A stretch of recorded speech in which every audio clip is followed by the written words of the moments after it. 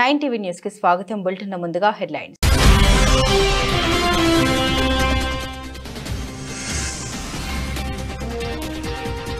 Delhi assembly ఎన్నికల్లో BJP Jayabheri. విజయోత్సవ సభకు హాజరైన ప్రధాని మోదీ.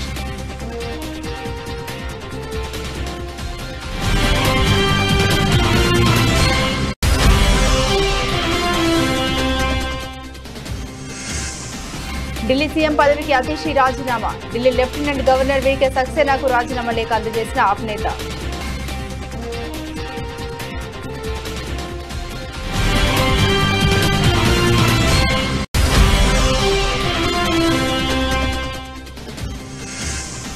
బీసీ కమిషన్ సంఘాల ప్రతినిధులతో మంత్రి పొన్నం ప్రభాకర్ సమావేశం. బీసీల సాధికారతపై వారి సూచన సీఎం దృష్టికి తీసుకెళ్తామని హామీ.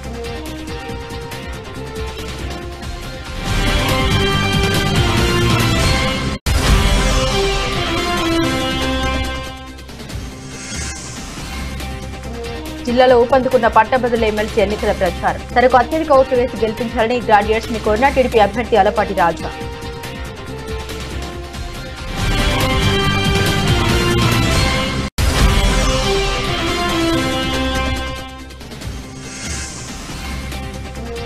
ఢిల్లీ ఎన్నికలను తెలంగాణ ఎన్నికలతో పోల్చిన బిడ్డు రమణ, మహేష్ కుమార్ గౌడ్. తెలంగాణలో బీజేపీ ఎప్పటికీ అధికారంలోకి రాదని వ్యాఖ్య.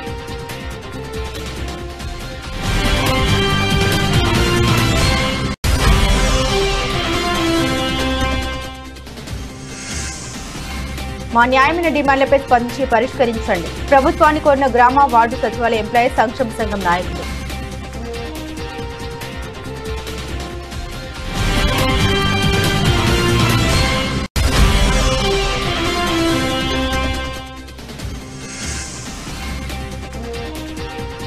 కల్హజీ స్థానంలో గెలిచిన కాతేషి ధ్యాన్సులు. సిగ్గు లేకపోతే సరి అంటూ స్వాతి మలివాల్ విమర్శలు.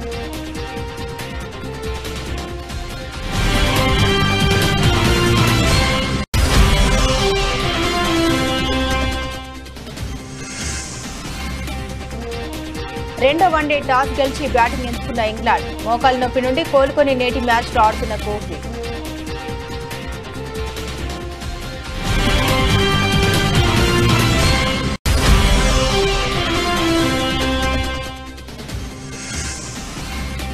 గత వారం రోజుల్లో 2000కు పైగా పెరిగిన గోల్డ్. తమ వ్యాపారం పడిపోయిందని వాపోయిన వ్యాపారస్తులు.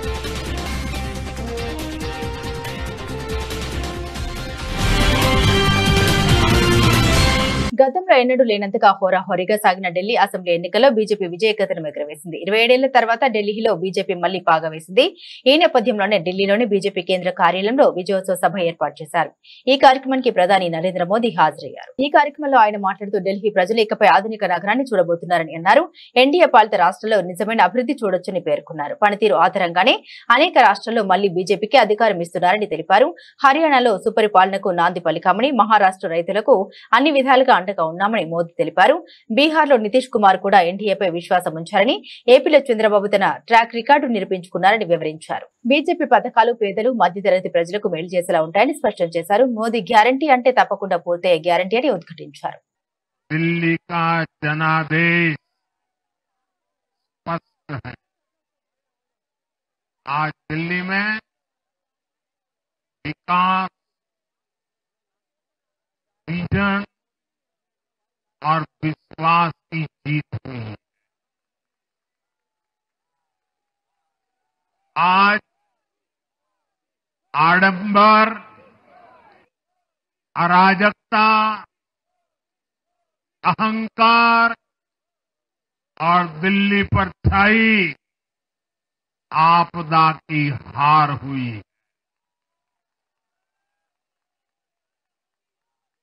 इस नतीजे में भाजपा के कार्यकर्ताओं की दिन रात की मेहनत, उनका परिश्रम ये विजय को 4 चांद लगा देता।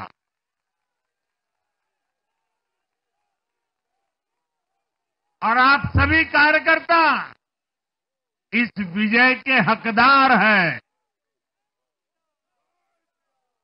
मैं भाजपा के प्रत्येक कार्यकर्ताओं भी आप सबको ये विजय की बहुत बहुत बधाई देता हूं और आप सबने हर परिवार में मेरा एक पत्र पहुंचाया था और मैंने दिल्ली से प्रार्थना की थी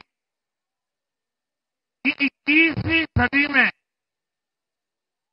भाजपा को सेवा का अवसर दीजिए, दिल्ली को विकसित भारत की विकसित राजधानी बनाने के लिए भाजपा को मौका दीजिए। मैं दिल्ली के हर परिवारजन को मोदी की गारंटी पर भरोसा करने के लिए दिल्ली वासियों को सर झुका करके नमन करता हूं।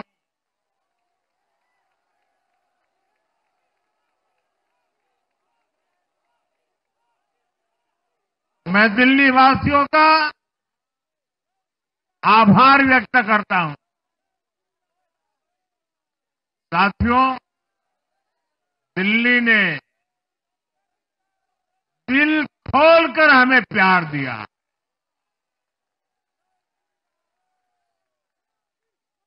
और मैं दिल्ली वासियों को फिर से एक बार विश्वास दिलाता हूं, आपके इस प्यार को सवा गुना करके विकास के रूप में हम लौटाएंगे।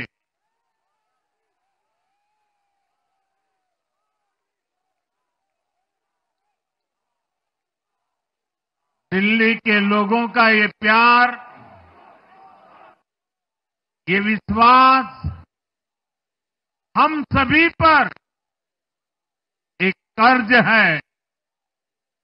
इसे अब दिल्ली की डबल इंजन सरकार, दिल्ली का डबल तेजी से विकास करके चुकाएगी। ఢిల్లీ ముఖ్యమంత్రి పదవికి ఆమ్ ఆద్మీ పార్టీ సీనియర్ నేత ఆతిషి మార్లెనా రాజీనామా చేశారు. ఈ మేరకు ఆదివారం ఉదయం ఢిల్లీ లెఫ్టినెంట్ గవర్నర్ వీకే సక్సేనాకు తన రాజీనామా పత్రాన్ని అందించారు. అసెంబ్లీ ఎన్నికల్లో ఓటమి నేపథ్యంలో ఆతిషి సీఎం పదవికి రాజీనామా చేశారు. ఈ సందర్భంగా ఆతిషి మాట్లాడుతూ అసెంబ్లీ ఎన్నికల్లో ఓటమి తమ పార్టీకి పెద్ద ఎదురుదెబ్బ అని వ్యాఖ్యానించారు. పార్టీ ఓటమి పాలైనప్పటికీ బీజేపీ అక్రమాలు, అవినీతిపై తాము చేస్తున్న పోరాటం మాత్రం ఆపబోమని స్పష్టం చేశారు. పార్టీలో కీలక నేతలు ఓడిపోవడం విచారకరమని అన్నారు. తనపై నమ్మకంతో గెలిపించిన కల్కాజీ ఓటర్లకు ఆతిషి మరోసారి ధన్యవాదాలు తెలిపారు. కాగా ఢిల్లీ లిక్కర్ స్కామ్ కేసులో జైలు పాలైనప్పటికీ సీఎం పదవిని అంటిపెట్టుకుని ఉన్న కేజ్రీవాల్ బెయిల్ పై బయటకు వచ్చాక రాజీనామా చేశారు. పార్టీ సీనియర్ నేత ఆతిషిని ముఖ్యమంత్రి పదవిలో కూర్చోబెట్టారు. అనూహ్యంగా దక్కిన సీఎం పదవిలో బాధ్యతగా పనిచేస్తూనే ఎన్నికల తర్వాత మళ్లీ కేజ్రీవాల్ సీఎంగా ప్రమాణ స్వీకారం చేస్తారని ఆతిషి చెబుతూ వచ్చారు. అయితే తాజా ఎన్నికల్లో కేజ్రీవాల్ సహా పార్టీ కీలక నేతలు ఓటమి పాలవడంతో ఆతిషి తన పదవికి రాజీనామా చేశారు. కులగణన ద్వారా బీసీలకు సామాజిక న్యాయం అందించేందుకు రాష్ట్ర ప్రభుత్వం చిత్తశుద్దితో పనిచేస్తోందని బీసీ రవాణా శాఖల మంత్రి పొన్నం ప్రభాకర్ స్పష్టం చేశారు. బీసీ కమిషన్, బీసీ సంఘాల ప్రతినిధులు, బీసీ మేధావులతో ప్రభుత్వ సలహాదారు కె కేశవరావుతో కలిసి ఆయన సచివాలయంలో సమావేశమయ్యారు. ఈ సందర్భంగా మంత్రి పొన్నం మాట్లాడారు. ప్రభుత్వం అత్యంత పారదర్శకంగా నిర్వహించిన కులగణన సర్వేపై కొన్ని ప్రతిపక్ష పార్టీలు అభ్యంతరాలు లేవనెత్తి సర్వేను తప్పులు పడుతున్నందున వాస్తవ పరిస్థితి వివరించేందుకే ఈ సమావేశం అని తెలిపారు. అనంతరం బీసీ సంఘాల ప్రతినిధులు లేవనెత్తిన సందేహాన్ని నివృత్తి చేశారు. అలాగే గ్రేటర్ హైదరాబాద్ పరిధిలో సర్వే పూర్తిగా జరగలేదంటూ వచ్చిన ఫిర్యాదుల్ని ప్రభుత్వం పరిశీలిస్తోందని మంత్రి చెప్పారు.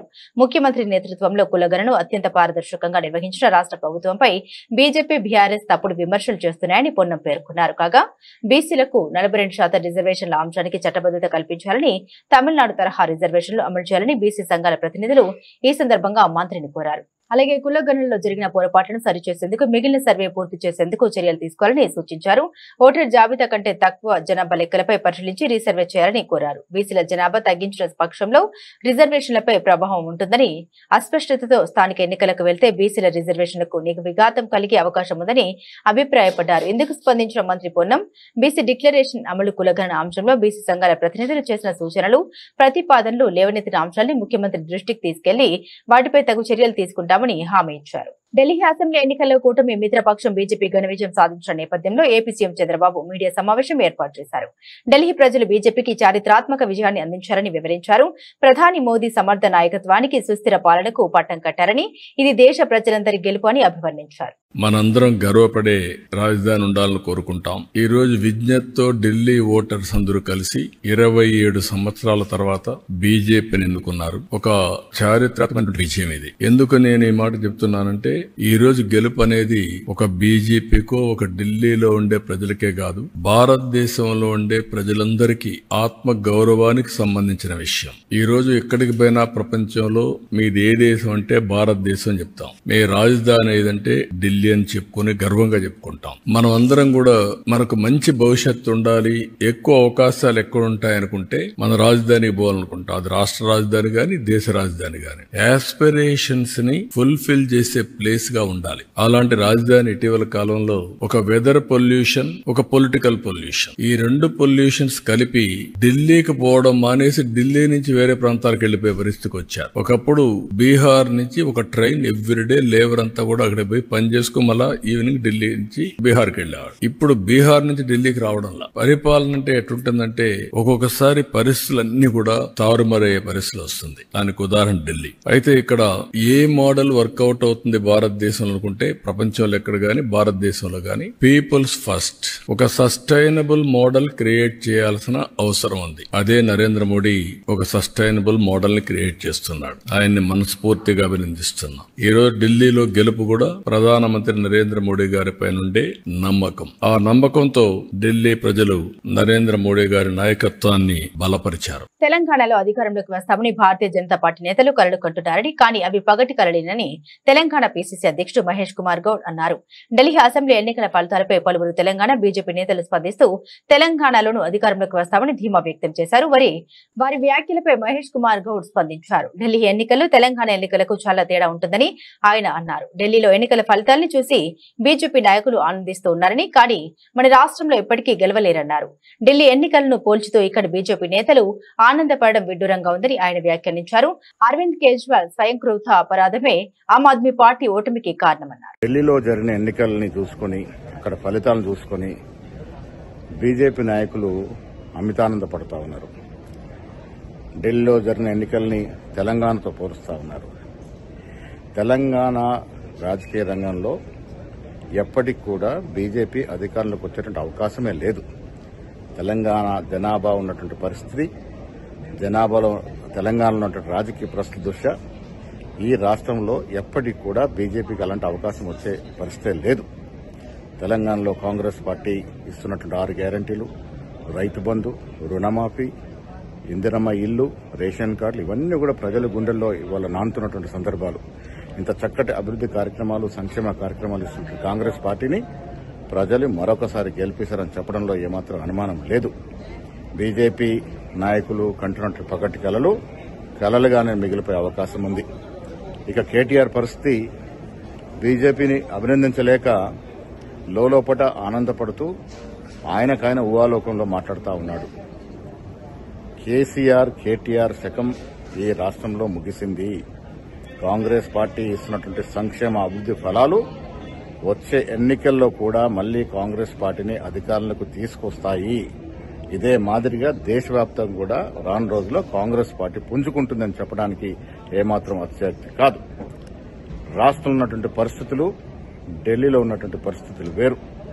దక్షిణ భారతంలో కర్ణాటక గాని తెలంగాణని కాంగ్రెస్ పార్టీని ఆదరించినారు, భవిష్యత్తులో ఆదరిస్తారు.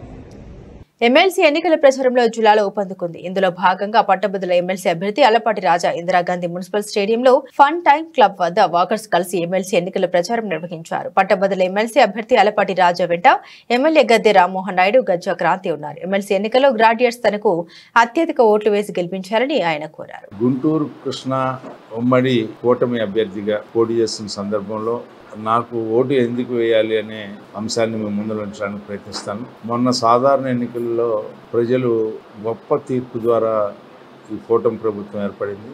మంచి ప్రభుత్వంగా గత 7 నెలల నుంచి కొనసాగుతుంది. ఈ నాయకత్వాన్ని మరొకసారి బలపరచాల్సిన అవసరం, ప్రగతికి ఓటేయాల్సినటువంటి అవసరం, మంచి ప్రభుత్వాన్ని కాపాడుకోవాల్సినటువంటి అవసరం. ఆ నేపథ్యంలో వ్యక్తిగా నేను ఎమ్మెల్సీగా వచ్చి మీ అందరినీ నాకు ఓటేయమని చెప్పి అడిగే సందర్భంలో మరి ఈరోజు ప్రజలు ఆలోచించాలి. పట్టభద్రులు మరి ముఖ్యంగా ప్రతి ఒక్కరు కూడా ఓటు నమోదైన ప్రతి ఒక్కరు కూడా పోలింగ్ బూత్కి వచ్చి ఓటు వేసి మంచి ప్రభుత్వానికి మద్దతు పలికి ప్రగతికి సోపానం అన్నట్టుగా నాకు ఓటు వేసి విజయాన్ని ఇవ్వాలని చెప్పి ఈ సందర్భంగా కోరుకుంటూ మరి ఈరోజు మంచి ప్రభుత్వం మంచి కూటమి నాయకత్వాన్ని అందరూ కూడా ఆహ్వానించాలి, మద్దతు పలకాలని చెప్పి కోరుకుంటూ సెలవు తీసుకుంటాను. ఈరోజు ఇందిరాగాంధీ మున్సిపల్ స్టేడియంలో వాకర్స్ అసోసియేషన్ వారు ఏర్పాటు చేసిన ఈ కార్యక్రమం, ఇక్కడ ముఖ్య అతిథి ఆలపాటి రాజేంద్ర ప్రసాద్ గారికి మద్దతు తెలుపుతా ఈరోజు క్యాంపెయినింగ్ చాలా దురుసుగా సాగాలని చెప్పి ఇక్కడ సపోర్ట్ చేసిన వాళ్ళందరికీ కూడా చాలా చాలా ధన్యవాదాలు. మెయిన్గా ఇవాళ రాజేంద్ర ప్రసాద్ గారు ఒక మెయిన్ పాయింట్ చెప్పారు మనందరికీ కూడా. యువత అనేది పాలిటిక్స్ కి దూరంగా ఉండటం ఏ రాష్ట్రానికి ఏ దేశానికి మంచిది కాదు. ఎందుకంటే యువత అనేది కంట్రీకి బ్యాక్ బోన్, ఒక వెన్నుపూస లాంటిది. అలాంటిది యువత ప్రక్షాళన చేసి మంచి రాజకీయ నాయకులను ఎన్నుకోవాలి, మంచి ప్రభుత్వాన్ని ఎన్నుకోవాలి. అందుకే ఒక అవగాహన అనేది తప్పనిసరిగా ఉండాలి. జనరల్ ఎలక్షన్స్ లోనే కాదు, ఎమ్మెల్సీ ఎలక్షన్స్, కార్పొరేషన్ ఎలక్షన్స్, ఈ ఎలక్షన్స్ అన్నిట్లో కూడా యువత అనేది జోరుగా పాల్గొని మంచి మంచి రాజకీయ నాయకుల్ని ఎన్నుకోవాలని, ముందుకు రావాలని అందరినీ ప్రార్థిస్తున్నాను. ఎందుకంటే ఇప్పుడు కూటమి ప్రభుత్వం వచ్చిన తర్వాత చాలా చాలా చాలా మంచి అభివృద్ధి అలాగే సంక్షేమం బ్యాలెన్స్ చేసుకుంటా మంచి పరిపాలనతో దూసుకుపోతా ఉంది. ఈ సమయంలో ఈ 7 నెలల పరిపాలన గురించి ఈ ఎమ్మెల్సీ ఎలక్షన్ అనేది ఒక స్లిప్ టెస్ట్. ఎందుకంటే కూటమి వైపు నుండి క్యాండిడేట్ ఆలపాటి రాజేంద్ర ప్రసాద్ గారికి మనందరం మద్దతు తెలిపి గ్యారంటీగా గెలుపు అనేది తథ్యం. కానీ మంచి మెజారిటీతో గెలిపిస్తే అది మన ప్రభుత్వానికి ఇప్పటివరకు 7 నెలల్లో దాదాపుగా 6 లక్షల కోట్ల ఇన్వెస్ట్మెంట్స్ తీసుకొచ్చారు. అలాగే 4 లక్షల ఆడ్ జాబ్స్ సృష్టించడం జరిగింది. అలాగే యువతకి దగ్గర ఈ 5 ఏళ్లలో 20 లక్షల జాబ్స్ వరకు సృష్టించడానికి చాలా జోరుగా ముందుకు సాగుతా ఉన్నారు. ఈ టైంలో మనందరికీ ఉమ్మడి కృష్ణా గుంటూరు జిల్లాలందరికీ కూడా ఇదొక పరీక్ష. జోరుగా ఓటేయటానికి అందరూ కూడా ముందుకు రావాలి. మెయిన్ ఎమ్మెల్సీ ఎలక్షన్ లో మనకి ఎప్పుడు కూడా ఓట్ పర్సంటేజ్ అనేది చాలా తక్కువగా ఉంటుంది. ఈసారి అలా జరగకూడదు. ఎందుకంటే ఎమ్మెల్సీ అనేది పెద్దవారి కౌన్సిల్, దానిలో కూడా మన కూటమి ప్రభుత్వం మార్క్ అనేది ఉండాల్సిందే. బిల్స్ అనేవి చక్కగా పాస్ అవ్వాలంటే, ఇంకేమన్నా మనం పనులు చేయించుకోవాలన్నా, డెవలప్మెంట్ అభివృద్ధి ముందుకు సాగాలన్నా కూడా మన కూటమి క్యాండిడేట్స్ కౌన్సిల్లో ఉండటం మనకు చాలా ముఖ్యం. అందరూ కూడా నిర్లక్ష్యం చేయొద్దు. ఓటింగ్ అనేది 27వ తారీఖున జరగబోతా ఉంది. ప్రయారిటీ బేసిస్ లో ఉంటది ఈ ఓటింగ్. మన జనరల్ ఎలక్షన్స్ లాగా టిక్ పెట్టి వచ్చేయటం కాదు. అందరూ కూడా ప్రయారిటీ నెంబర్ 1 మీద ఆలపాటి రాజేంద్ర ప్రసాద్ గారికి ఓటేయాలని కోరుకుంటూ ఇట్లు మీ గద్దె క్రాంతి కుమార్. మాజీ సీఎం వైఎస్ జగన్ విద్యా వ్యవస్థను ఎంతగానో అభివృద్ధి చేశారని ఎమ్మెల్సీ పర్వతరెడ్డి చంద్రశేఖర్ రెడ్డి అన్నారు. విద్యకు అధిక ప్రాధాన్యమిచ్చి పిల్లలకు గొప్ప చదువులు అందించారని, కానీ నేడు చంద్రబాబు వచ్చాక మొత్తం విద్యా వ్యవస్థను భ్రష్టు పట్టించారని విమర్శించారు. స్కూళ్లను మూయించేందుకు కుట్ర పన్నుతున్నారని ఆరోపించారు. మీ అందరికీ తెలుసు, మాజీ ముఖ్యమంత్రి వర్యులు జగన్మోహన్ రెడ్డి గారు ఎడ్యుకేషన్ సిస్టమ్కి ఎంత ప్రయారిటీ ఇచ్చినారన్నది అందరికి కూడా తెలుసు. ఈరోజు కనుక గవర్నమెంట్ స్కూల్స్ని కానీ గవర్నమెంట్ కాలేజెస్ని కానీ మనం ఒక్కసారి కనుక వెళ్ళి చూస్తే అసలు మనం గవర్నమెంట్ స్కూల్స్ని ఈ విధంగా ఊహించుకోగలమా? అంటే మనం చిన్నప్పుడు ఇంకొక 15-20 సంవత్సరాల క్రితం గవర్నమెంట్ స్కూల్స్ ఎలా ఉన్నాయి, ఈరోజు గవర్నమెంట్ స్కూల్స్ ఎలా ఉన్నాయి, ఎంత మార్పు వచ్చింది, ఎంత అభివృద్ధి చెందుతూ ఉంది అన్నది స్పష్టంగా ప్రతి ఒక్కరికి కూడా అర్థమవుతుంది. అయితే జగన్మోహన్ రెడ్డి గారు అనేక సంస్కరణలను తీసుకొని వచ్చి విద్యా విప్లవాన్ని తీసుకొని వచ్చారు. ఒక ఆంధ్ర రాష్ట్రంలో, భారతదేశంలోనే కాదు ప్రపంచ దేశాలకి సంబంధించి కాంపిటేటర్స్గా మన గవర్నమెంట్ స్కూల్ స్టూడెంట్స్ ఎదిగేలాగా జగన్మోహన్ రెడ్డి గారు చేసినటువంటి ప్రయత్నం ఒక అద్భుతం. ఈ విషయంలో ఆంధ్ర రాష్ట్ర ప్రజలు ఎవరు కూడా కాదనలేరు. చంద్రబాబు నాయుడు గారు 100 సంవత్సరాలు సీఎంగా ఉన్నా కూడా ఆయన ఇంత గొప్పగా గవర్నమెంట్ ఎడ్యుకేషన్ సిస్టమ్ని మార్చే అవకాశం అయితే లేదు. అయితే ఈ 9 నెలల్లో, అంటే సుమారుగా 8 నెలల్లో మాత్రమే పూర్తయింది.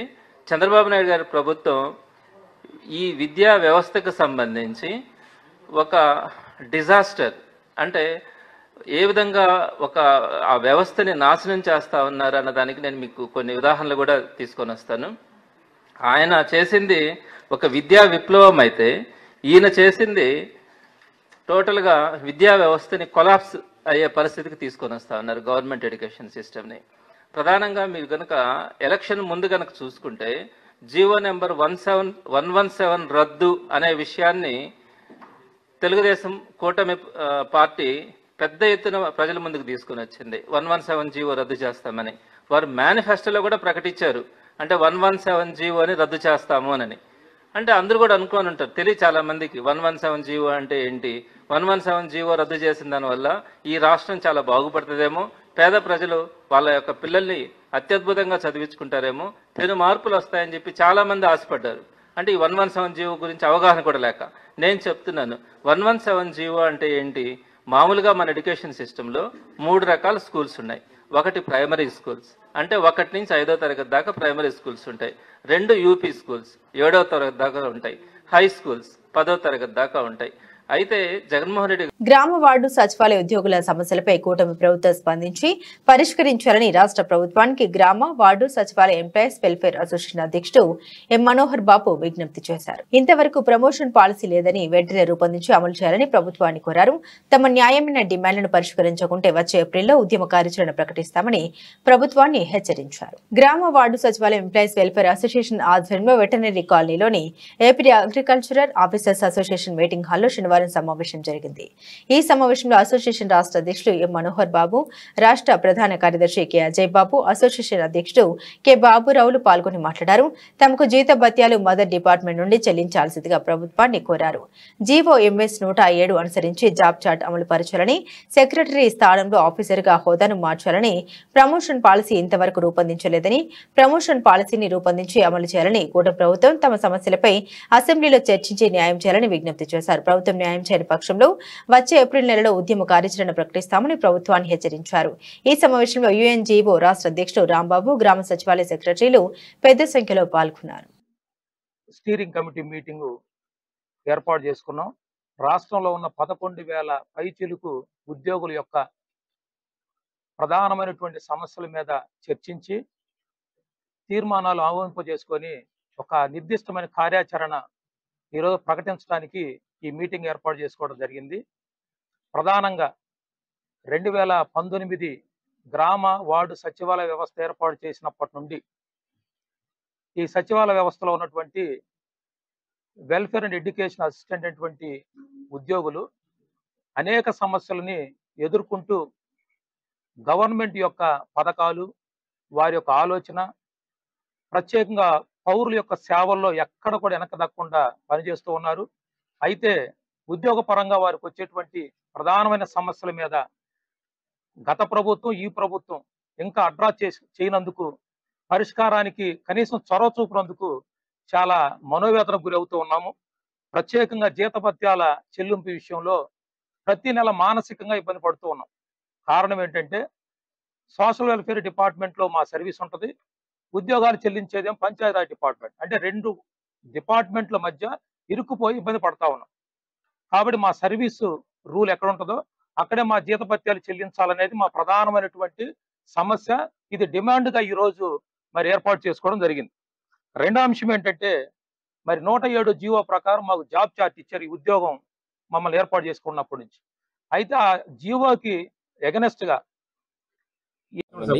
అందరికీ నమస్కారం అండి. నా పేరు బిరియం మనోహర్ బాబు, గ్రామ వార్డు సచివాలయం ఎంప్లాయీస్ వెల్ఫేర్ అసోసియేషన్ రాష్ట్ర అధ్యక్షులుగా పనిచేస్తున్నాను.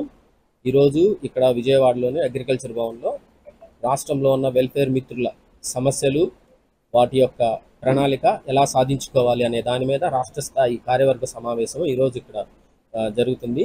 ప్రధానంగా వెల్ఫేర్లు, రాష్ట్రంలో ఉన్న వెల్ఫేర్లు ఎదుర్కొన్న ప్రధాన సమస్యలు, మేము జాబ్ జాయిన్ అయ్యి రేపు అక్టోబర్ 1వ తారీఖు 6 సంవత్సరాలు పూర్తి 7వ సంవత్సరం వస్తుంది. ఇంతవరకు మాకు ప్రమోషన్ ఛానల్ అనేది ప్రభుత్వం వాళ్ళు ఇంకా క్రియేట్ చేయలేదు.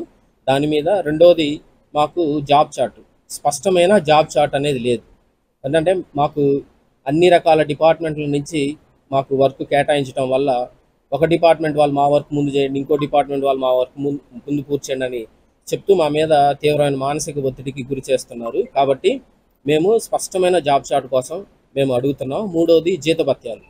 మా జీతభత్యాలు మా పేరెంట్ డిపార్ట్మెంట్ నుంచి ఇవ్వాల్సిందిగా మేము కోరుతున్నాం. ఎందుకంటే మాకు సంబంధించి సోషల్ వెల్ఫేర్ డిపార్ట్మెంటు మాకు ఎస్ఆర్ ఓపెన్ చేయడం కానీ, అన్నీ మా రిక్రూట్మెంట్ కానీ మాకు సంబంధించి అన్నీ కూడా సోషల్ వెల్ఫేర్ డిపార్ట్మెంటే చూసుకుంటున్నారు. ఓన్లీ ఒక జీతాలు మాత్రమే వేరే డిపార్ట్మెంట్ వాళ్ళు పెడుతున్నారు. అలా కాకుండా జీతభత్యాలు కూడా మా పేరెంట్ డిపార్ట్మెంట్ నుంచి మాకు ఇవ్వవలసిందిగా మేము కోరుతున్నామండి. ఈ 3 ప్రధాన సమస్యలు ప్రధానంగా మేము సాధించుకోవాల్సిన సమస్యలు, వీటి మీద ఈరోజు సమావేశం ఇక్కడ ఏర్పాటు చేయడం జరిగింది. ఢిల్లీ అసెంబ్లీ ఎన్నికల్లో ఆమ్ ఆద్మీ పార్టీ హేమహేమిలు మట్టికరిచారు. కల్కాజీ స్థానం నుండి గెలిచిన ముఖ్యమంత్రి అతిషి మాత్రం సంబరాలు చేసుకున్నారు. కార్యకర్తలతో కలిసి డ్యాన్సులు చేశారు. అతిషి సెలబ్రేషన్స్ వీడియోలు వైరల్ అవుతున్నాయి. దీనిపై రాజ్యసభ సభ్యురాలు స్వాతి మలివాల్ స్పందించారు. ఓవైపు ఆమ్ ఆద్మీ పార్టీ ఎన్నికల్లో కుదేలైతే అదేమీ పట్టినట్టు అతిషి సిగ్గు లేకుండా డ్యాన్సులు చేస్తున్నారు అంటూ మలివాల్ మండిపడ్డారు. అధినేత అరవింద్ కేజ్రీవాల్ భవిష్యత్తు గురించి తలుచుకుని తీవ్ర ఆవేదనకు గురవుతుంటే అతిషికి చీమ కుట్టినట్టుగా కూడా లేదని విమర్శించారు. టీమిండియా ఇంగ్లాండ్ మధ్య 3 వన్డేల సిరీస్ లో భాగంగా నేడు 2వ వన్డే జరుగుతుంది. కటక్ లోని బారాభతి స్టేడియం ఈ మ్యాచ్ కు వేదిక. ఈ పోరులో టాస్ గెలిచిన ఇంగ్లాండ్ బ్యాటింగ్ ఎంచుకుంది. 4 ఓవర్లు ముగిసేసరికి ఇంగ్లాండ్ స్కోర్ వికెట్ నష్టపోకుండా 28 పరుగులు. ఓపెనర్లు బెన్ డకెట్ 22, ఫిల్ సాల్ట్ 6 పరుగులతో ఆడుతున్నారు. మోకాలు నొప్పితో తొలి వన్డేకు దూరమైన విరాట్ కోహ్లీ ఈ మ్యాచ్ లో ఆడుతుండడం టీమిండియాకు సానుకూల అంశం. కోహ్లీ జట్టులోకి రావడంతో యశస్వి జైస్వాల్ ను తప్పించారు. ఈ మ్యాచ్ ద్వారా మిస్టరీ స్పిన్నర్స్ వరుణ్ చక్రవర్తి అంతర్జాతీయ వన్డే క్రికెట్ లో అరంగేట్రం చేస్తున్నారు. ఈ సిరీస్ లో తొలి వన్డేలో టీమిండియా విజయం సాధించడం తెలిసిందే.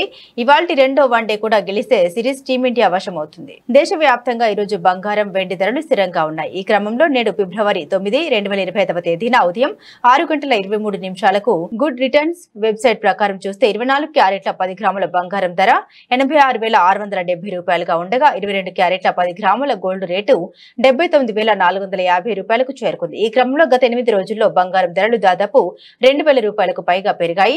ఇదే 24 క్యారెట్ల 10 గ్రాముల పసిడి ధర ఫిబ్రవరి 1న 84,490 రూపాయలుగా ఉంది. ఇక వెండి రేట్ల విషయానికి వస్తే గత 8 రోజుల్లో కూడా ఇవి హెచ్చు తగ్గులకు లోనవుతూ ఒకే స్థాయికి వచ్చాయి. ప్రస్తుతం కిలో వెండి ధర 99,500 రూపాయలు ఉండగా ఫిబ్రవరి 1వ తేదీన కూడా వెండి రేటు ఇదే స్థాయిలో ఉంది. అంతేకాదు పుత్తడి ధరలు భవిష్యత్తులో 1,00,000 రూపాయలకు చేరుతాయని నిపుణులు చెబుతున్నారు.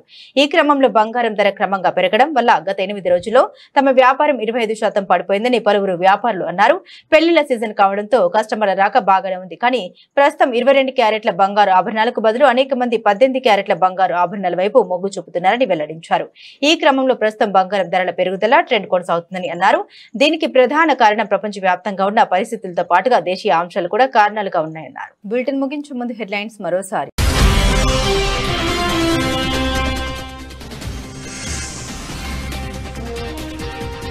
ఢిల్లీ అసెంబ్లీ ఎన్నికల్లో బీజేపీ జయభేరి. విజయోత్సవ సభకు హాజరైన ప్రధాని మోదీ.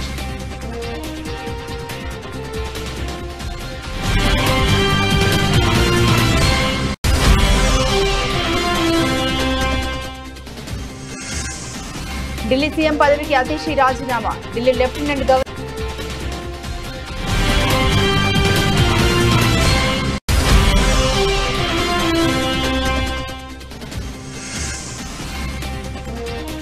రెండో వన్డే టాస్ గెలిచి బ్యాటింగ్ ఎంచుకున్న ఇంగ్లాండ్. మోకాలు నొప్పి నుండి కోలుకొని నేటి మ్యాచ్ లో ఆడుతున్న కోహ్లీ.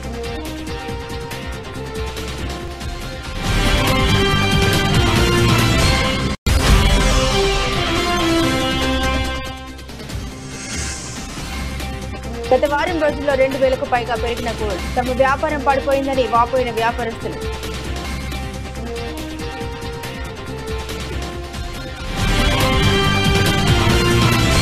ఇవి బులెటిన్లోని విశేషాలు. తిరిగి మరో బులెటిన్తో మళ్ళీ కలుసుకుందాం. అంతవరకు సెలవు. నమస్కారం.